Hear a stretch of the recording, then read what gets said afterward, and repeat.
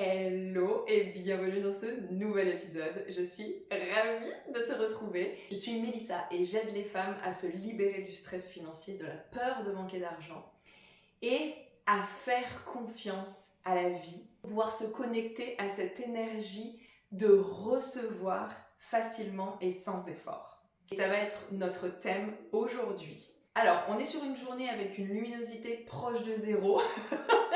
Mais j'avais pas envie d'allumer une lumière artificielle. Il fait tout gris, il pleut, et moi je suis trop cosy et trop excitée de cette nouvelle conversation avec toi.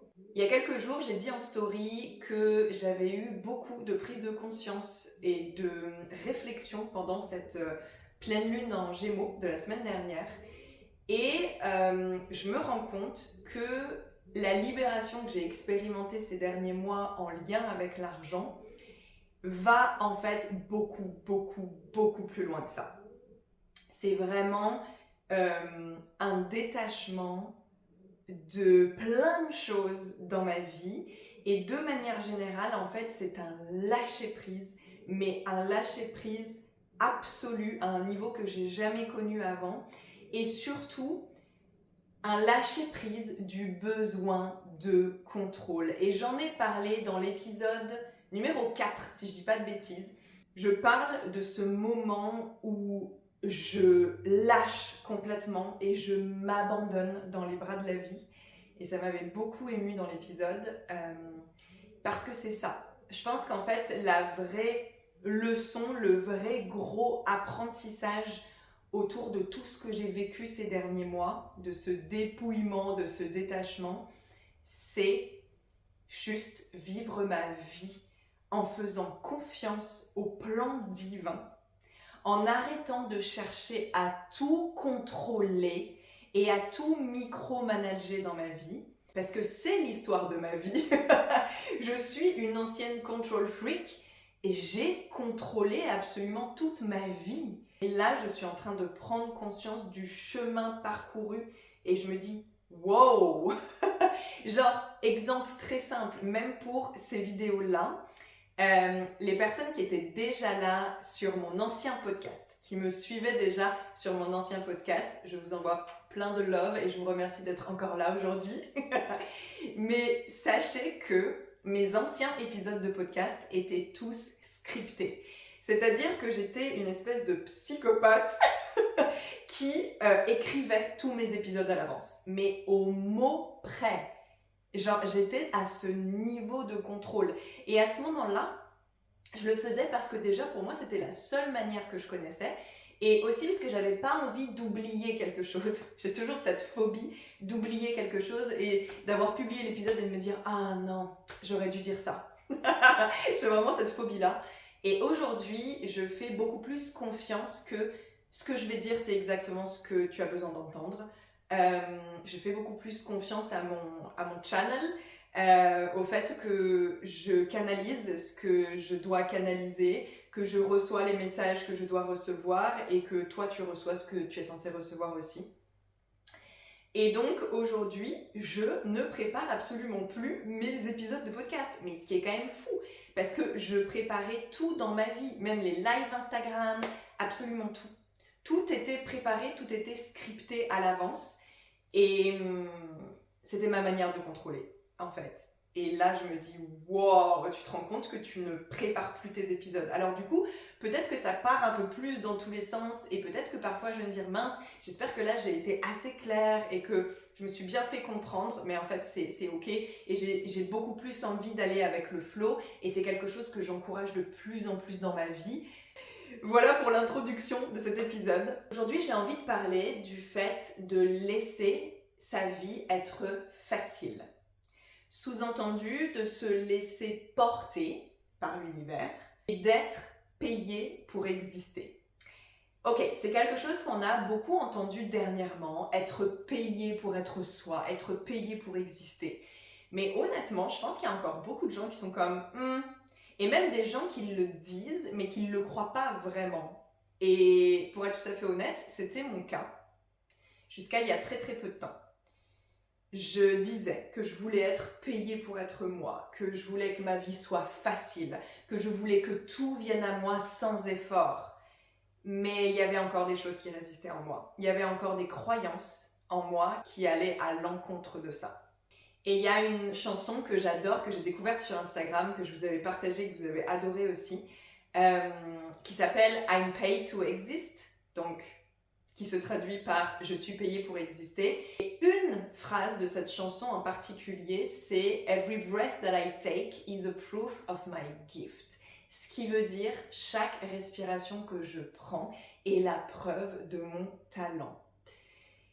Cette phrase, elle me donne des frissons et elle m'émeut aussi parce que je pense que c'est ça que ça veut dire, être payé pour exister. Ça veut dire qu'en fait, notre présence, notre existence, notre énergie suffit et qu'il n'y a rien besoin d'autre. Mais du coup, il y a quand même forcément des questions. Notre mental et notre ego, il va être en mode « Ouais, non, mais attends, à un moment donné dans la vie, il faut être réaliste, il faut être pragmatique, n'est-ce pas? Comment tu fais pour être payé si tu travailles pas? Si t'as pas un business avec des offres? Si t'as pas finalement des moyens d'être payé? » Donc, j'ai pas forcément la réponse. Désolée, je vais pas forcément donner la réponse à cette question dans cet épisode, mais par contre, je vais partager mes réflexions et je vais aussi partager le fait que je pense que ça existe véritablement. Je pense que c'est vraiment possible.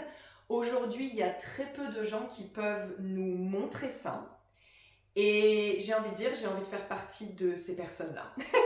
J'ai envie de faire partie des personnes qui vont montrer que c'est possible, qui vont prouver que oui, on peut être payé pour exister et qu'on n'a pas besoin de souffrir, qu'on n'a pas besoin de travailler dur, qu'on n'a pas besoin de faire des trucs qu'on n'a pas envie de faire. Moi, aujourd'hui, mon envie, c'est... Alors oui, certes, j'ai un business et donc j'ai des moyens d'être payée, mais ce que je veux, c'est qu'aujourd'hui, mon business soit le plus effortless possible. C'est-à-dire que je ne veux plus faire des trucs qui me font chier dans mon business. Et aujourd'hui, quand tu regardes les entrepreneurs, ils font tous des trucs plus ou moins chiants dans leur business et des trucs qui les font chier, mais ils disent « Oui, c'est comme ça, il faut aussi faire des trucs plus chiants et boring et qu'on n'a pas envie de faire. » Et moi, en fait, aujourd'hui, je suis arrivée à un stade de ma vie et de mon business où je me dis « Pourquoi ? Pourquoi ? Et pourquoi pas créer son succès et être payé et créer un business qui tourne en faisant que des trucs qu'on aime, en faisant uniquement les trucs qu'on aime. » Donc, on va parler de tout ça dans cet épisode qui risque d'être un petit peu plus long que les épisodes précédents parce que j'ai beaucoup de choses à dire et que le sujet me passionne. Mais je pense que tu peux entendre et percevoir l'excitation dans ma voix. Ok, la première chose importante en lien avec ça, c'est que ça va nous demander d'assumer d'être différente et de vouloir une vie facile et sans effort. Ouh là là, c'est un gros mot. On est la première génération, si tu fais partie de la génération Y comme moi, on est la première génération à avoir fait shifter ça. On est la génération de bascule entre une vie difficile, où gagner de l'argent c'est compliqué, où il faut travailler dur et on travaille juste pour notre survie et payer nos factures, à non mais attendez, moi je veux que ma vie elle soit facile en fait. Moi je veux travailler pour m'épanouir, avoir du plaisir, mon bien-être, ressentir de la joie, etc. etc. Et surtout, je veux gagner de l'argent facilement. Voilà. On est littéralement la génération qui a fait s'affronter des croyances qui étaient là depuis la nuit des temps. Donc forcément c'est difficile d'être des pionniers. C'est difficile d'arriver avec de nouvelles croyances, avec de nouvelles envies et de venir littéralement se confronter à ce qui a toujours été vrai jusqu'à maintenant. Du coup, nos parents et nos grands-parents ont la croyance qu'on ne peut pas tout avoir dans la vie. Qu'est-ce que tu crois? La vie, c'est pas facile. C'est pas facile de gagner de l'argent. Tu crois vraiment que tu peux rester sur ton canapé à te tourner les pouces et à gagner de l'argent? Tu crois vraiment que tu peux gagner de l'argent en faisant ce que tu aimes? Sérieusement, il va falloir redescendre sur Terre. Il va falloir être réaliste 2 secondes. Ça, c'est nos parents et nos grands-parents. Et on ne peut pas leur en vouloir. C'est la réalité qu'ils ont connue. C'est tout ce qu'ils ont connu. Pour eux, travailler, c'était la survie. On travaillait pour pouvoir manger, pour pouvoir mettre un toit sur notre tête, pour les besoins de base, les besoins primordiaux. Aujourd'hui, on veut travailler pour être tout en haut de la pyramide de Maslow et pour juste être dans cet épanouissement et cette joie et cultiver notre bien-être. On veut que notre travail soit au service de notre bien-être. On veut que notre vie soit au service de notre bien-être. Et ça, c'est nouveau. Donc c'est pas forcément bien reçu par l'ancienne génération. On nous prend pas forcément au sérieux quand on dit ce genre de choses. On pense qu'on est juste des feignants, des rêveurs, des idéalistes. Je me rappelle quand j'ai dit à mes parents que je voulais arrêter l'orthophonie et que je voulais lancer ma boîte. Ça a été très difficile pour eux, ils ont mis pas mal de temps à avaler la pilule et honnêtement, mais je comprends, en fait, ils avaient juste peur. Parce que pour eux, travail égale sécurité. Et moi, j'étais en train de leur dire, travail égale liberté. Moi, j'étais en train de leur dire, je veux me sentir libre dans mon travail. Je veux avoir du plaisir dans mon travail. Donc déjà, il y a quelque chose sur le plan générationnel qui fait qu'on n'ose pas dire qu'on voudrait une vie plus facile. On n'ose pas dire qu'on voudrait gagner de l'argent juste en faisant ce qu'on aime. C'est dur d'assumer que nous, on veut pas souffrir en fait. C'est dur d'assumer qu'on veut pas se tuer à la tâche. Pour les générations précédentes, l'argent facile, c'était forcément synonyme d'argent sale. Genre, il y avait des magouilles, l'argent facile, c'est la mafia. Alors qu'aujourd'hui, on vit dans un monde où c'est une réalité. Les gens font de l'argent tellement facilement. T'as juste besoin d'avoir une connexion internet pour faire de l'argent. Et même beaucoup d'argent. Aujourd'hui, les gens gagnent de l'argent pendant qu'ils dorment, pendant qu'ils sont en vacances. Et ça a été mon cas aussi, parce que j'avais pas mal de programmes en ligne. Donc littéralement, je gagnais de l'argent quand je n'étais pas en train de travailler. Des nouveaux métiers sont créés littéralement tous les jours. Il y a de plus en plus de gens qui génèrent de l'argent. En fait, on est dans l'ère où ça n'a jamais été aussi facile que de devenir riche. Mais parce qu'on est conditionné par des croyances contraires, par tout ce qu'on a pu voir et expérimenter, on se complique la vie.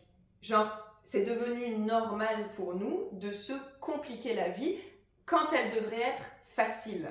On rend les choses plus difficiles qu'elles sont censées être. On bosse comme des dingues pour mériter notre salaire. On force, on pousse, on pense que c'est la seule façon d'obtenir des résultats. Mais en réalité, c'est la meilleure façon de bloquer les résultats, de repousser les résultats. Parce qu'on est dans notre énergie masculine plus, on est dans le contrôle, notre corps est tendu et on se coupe du flux d'abondance, qui, je le rappelle, est constamment autour de nous. Les miracles sont prêts à sauter dans notre vie, mais c'est juste qu'on ne les autorise pas. On les laisse pas faire parce qu'on est rigide, parce qu'on ne veut pas lâcher prise et parce qu'on construit des murs autour de nous. Et je parle en connaissance de cause, je connais parfaitement ce comportement, je l'ai adopté toute ma vie. Littéralement, à chaque fois qu'il y avait quelque chose qui ne fonctionnait pas comme je voulais dans ma vie, et plus spécifiquement dans mon business, j'étais encore plus dans le contrôle, j'étais encore plus dans le faire, je cherchais une solution, je cherchais à réparer. Je ne me suis jamais autorisée à me reposer dans une période creuse de mon business, tout simplement parce que j'estimais que je ne le méritais pas. Tant que j'avais pas obtenu de résultats ou que j'avais pas un bon chiffre d'affaires, je pouvais pas être récompensée. Et littéralement, c'est la manière dont on grandit quand on est à l'école. On est récompensé quand on a des bonnes notes et on est puni quand on a des mauvaises notes. Moi, je me rappelle quand j'avais des mauvaises notes, j'étais privée de sortie. J'avais pas le droit d'aller à la foire au mois d'avril. Traumatisme. Quand quelque chose ne fonctionne pas comme on veut, on pense que c'est notre faute, on pense qu'il y a quelque chose qu'on n'a pas fait et donc du coup on va chercher à faire plus, à accomplir plus, à pousser, à forcer et on ne s'arrêtera pas tant qu'on n'aura pas obtenu nos résultats. Et tout ce qu'on fait, c'est qu'on s'épuise en fait. Et je suis désolée, mais moi j'ai pas du tout envie de vivre de cette manière. C'est pas comme ça que j'ai envie de leader mon business. Puis honnêtement, plus on cherche à avoir la main et à contrôler les résultats dans notre vie, moins ça marche. C'est pourquoi est-ce qu'on continue à faire ça alors que ça n'est absolument pas efficace. On souffre, on stresse, on s'épuise pour finalement même pas obtenir ce qu'on désire. Il y a quelque chose aussi que j'ai eu beaucoup de mal à assumer sur un plan plus personnel, c'est mon niveau d'énergie. Donc, je ne sais pas si tu connais le Human Design, mais je suis manifestor. C'est-à-dire que je n'ai pas un flux d'énergie qui est constant. Je vais avoir des pics, des phases où je vais avoir de l'énergie haute, et puis ensuite mon énergie va être basse, et il va simplement falloir que je me replie sur moi, je me régénère, je sois au calme. Sauf que la majorité de la population sont des générateurs, c'est-à-dire des personnes qui ont de l'énergie tout le temps, qui génèrent de l'énergie constamment, et notamment ma mère est générateur. Donc c'est le modèle aussi que j'ai eu à la maison. Et ces personnes-là ne sont jamais fatiguées. C'est un truc de dingue. Elles peuvent accomplir tellement de choses, et ensuite elles vont se coucher, elles s'endorment directement, elles se réveillent le lendemain, et c'est reparti, pile Duracell. Je ne fonctionne pas du tout comme ça. Sauf que c'est le modèle qui est valorisé dans notre société, puisqu'on est dans une société de performance, et puisque aussi les générateurs représentent le plus gros pourcentage de notre société. Donc j'ai eu beaucoup de mal à assumer que je n'avais pas ce niveau d'énergie, que moi j'étais fatiguée beaucoup plus vite, que je pouvais faire moins de choses dans la journée, que j'étais peut-être moins productive qu'un générateur. Et du coup, je me suis beaucoup jugée et je me disais, mais pourquoi est-ce que moi, j'ai pas le même niveau d'énergie? Est-ce que c'est parce que je suis paresseuse? Et puis, je suis hypersensible aussi. C'est-à-dire que je suis extrêmement sensible à tout ce qui est dans mon environnement, à tous les stimuli de mon environnement. Et en plus de ça, je suis super sensible aux énergies. Je suis hyper réceptive à tout ce qui se passe sur le plan lunaire, planétaire, etc. Donc, tout ça me fatigue, tout ça draine mon énergie. Mon monde intérieur est extrêmement riche, il se passe plein de choses pour moi sur le plan énergétique tout le temps, et donc ça me fatigue aussi. Je suis quelqu'un qui a besoin de beaucoup de repos, je suis quelqu'un qui a besoin de beaucoup de moments seuls, donc je ne pourrai jamais avoir la même routine de travail qu'un générateur. C'est pas possible, je dois m'adapter. Mais pendant très longtemps, j'ai résisté à ça. Et je cherchais juste à me conformer et à être comme les autres. J'avais du mal à accepter que j'étais différente. Et que moi, un rythme de travail plus slow, c'était ce qui me convenait. Je suis pas quelqu'un qui est matinal. J'aime pas me lever tôt. J'aime pas commencer à travailler tôt. J'ai besoin d'avoir du temps avant de travailler pour faire ma routine bien-être spirituel, etc., etc. J'ai besoin d'être d'abord connectée à moi, à mon intuition avant de me mettre au travail. Et j'aime pas avoir plein de rendez-vous dans ma journée. J'aime pas avoir plein de trucs dans ma journée. Et ça me submerge. Je me sens vite overwhelmed.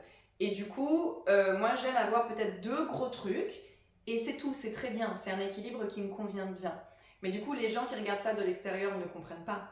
Bah moi, ce que je comprends pas, c'est comment les gens font autant de choses dans leur journée. Parce que juste, on fonctionne pas pareil.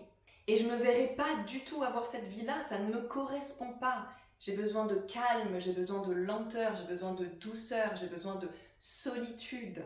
Et du coup, ça fait longtemps maintenant que je suis entrepreneur, mais j'ai l'impression que je n'avais toujours pas vraiment trouvé ma manière à moi d'entreprendre, la manière parfaite, le business de rêve. Et du coup, j'ai écrit un article Substack. Bon, j'ai écrit 2 articles sur Substack et ensuite j'ai disparu. Mais j'ai écrit un premier article au mois de juin dont le titre était Ma nouvelle quête, paix intérieure et business de rêve. Et ce qui s'est passé 2 jours après, je ne te mens pas, c'est absolument dingue. 2 jours après, j'ai reçu cette nouvelle absolument terrible, ce courrier de la CAF qui me demandait une somme à rembourser énorme et qui divisait littéralement mes économies par 2. Donc en gros, j'ai demandé à recevoir de la paix et j'ai reçu du chaos. 2 jours après, ça a été hyper rapide. Genre, ils ont vraiment été rapides dans ma commande. Et en fait, sur le moment, évidemment, j'étais au bout de ma vie et j'ai pas du tout compris ce qui se passait.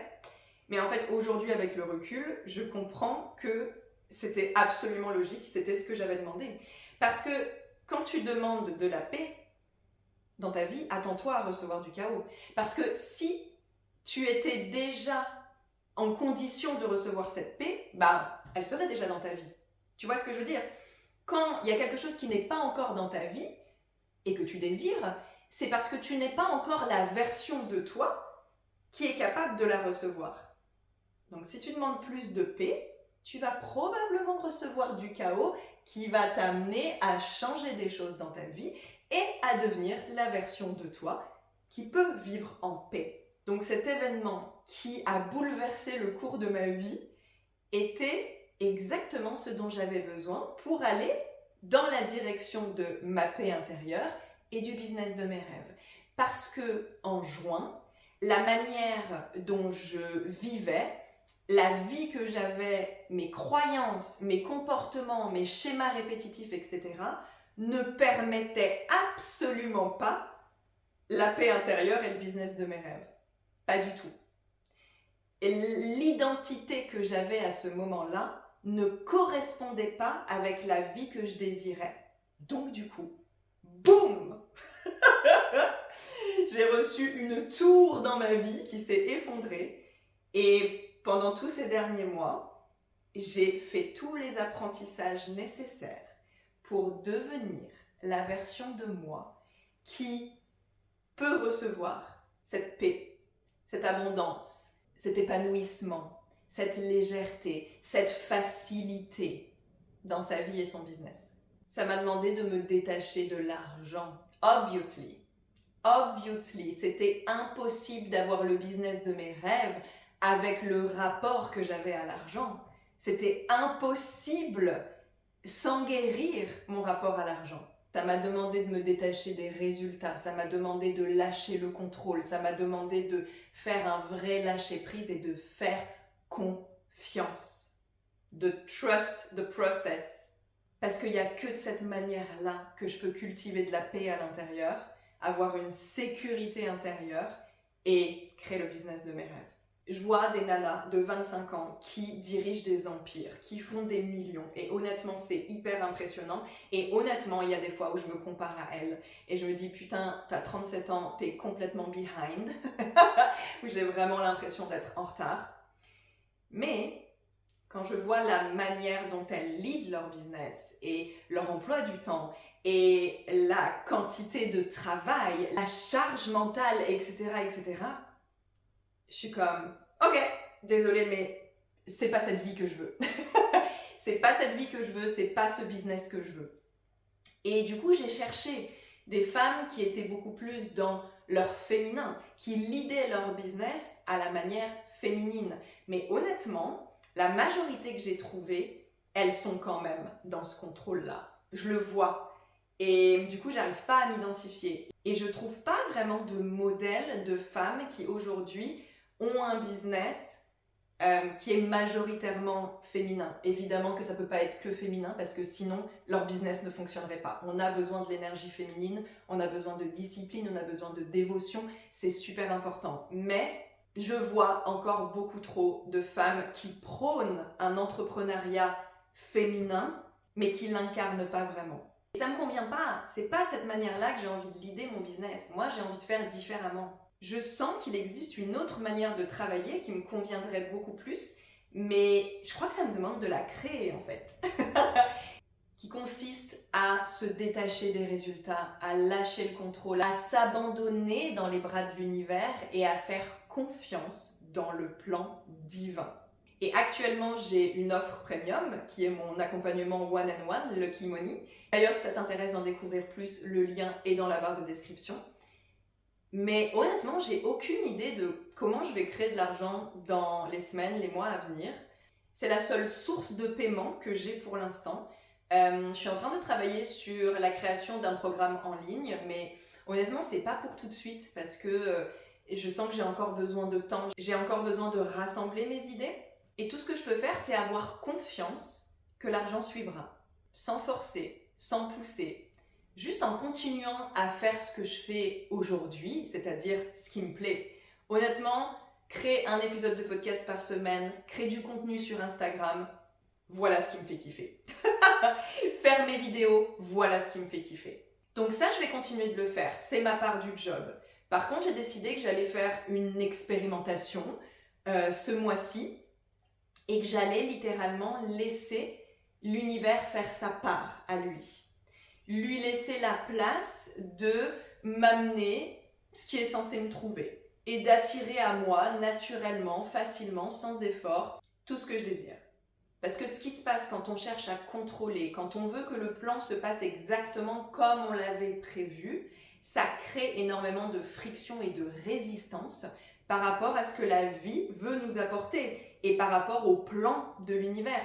L'univers a toujours un meilleur plan que le tien. S'il y a une seule chose que tu dois retenir de cet épisode, c'est ça. Le plan de l'univers est toujours le meilleur. Si tu luttes et que tu veux pas suivre ce plan-là, ça bloque ce que tu es censé recevoir. Ça crée de la résistance. Et du coup, ça peut pas être facile, fluide, joyeux, plaisant. Tu vois ce que je veux dire? Donc je me lance dans la Soft Girl Experience. Où vraiment je vais essayer d'être la plus soft, la plus douce, la plus flexible possible pour laisser la vie m'apporter ce qu'elle veut m'apporter. Pour ne plus résister. Je veux voir jusqu'où je peux m'abandonner au plan de l'univers.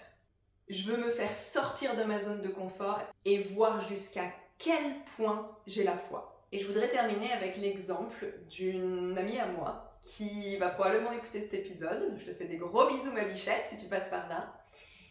Et qui m'a raconté quelque chose qui m'a tellement émue. Honnêtement, j'écoutais son vocal, j'étais en pleurs et j'arrivais pas à m'arrêter parce que pour moi, ça venait confirmer tout ce que je dis dans cet épisode et ça venait confirmer la croyance que j'ai au fond de moi que c'est possible d'être payé pour exister.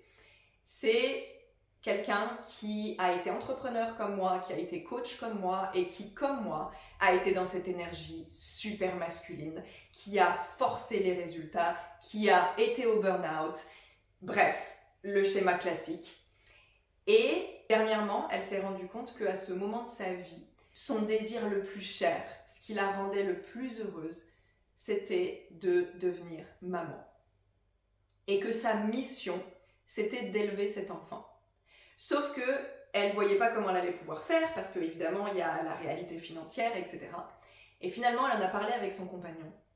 Et il lui a dit, tout simplement, bien sûr, c'est absolument parfait.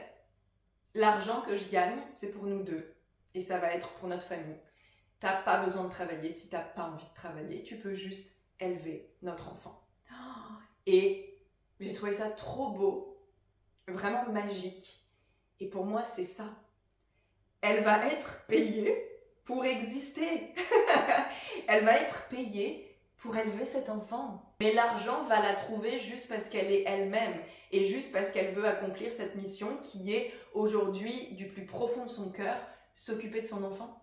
Et elle m'a dit, quand je m'imaginais ça, je me disais, mais non, c'est trop facile, ce serait trop facile, ce serait trop beau. Et cette phrase, elle nous tue. Cette phrase, c'est du poison. À chaque fois qu'on pense à quelque chose et que il y a comme une étincelle en nous, mais qu'on se dit non, ça n'existe pas, ce serait trop facile, c'est trop beau pour être vrai. Mais pourquoi pas en fait? Et si ça existait? Et si c'était pas trop facile? Et si en fait la vie avait toujours été facile, mais que c'est nous qui faisons en sorte de nous la rendre compliquée? Donc je vais te laisser méditer là-dessus et dans l'épisode de la semaine prochaine, je te parlerai plus en détail de mon plan d'action. Comment est-ce que je vais mettre en place cette expérience soft girl? Parce que évidemment, je ne vais pas juste rester sur mon canapé et attendre que ça vienne à moi. Je vais mettre des choses en place et je vais y réfléchir d'ici la semaine prochaine pour pouvoir te parler de mes objectifs et ce qui va me permettre de les atteindre, mais de la manière féminine, de la manière douce, de la manière soft. On se retrouve la semaine prochaine. Mouah.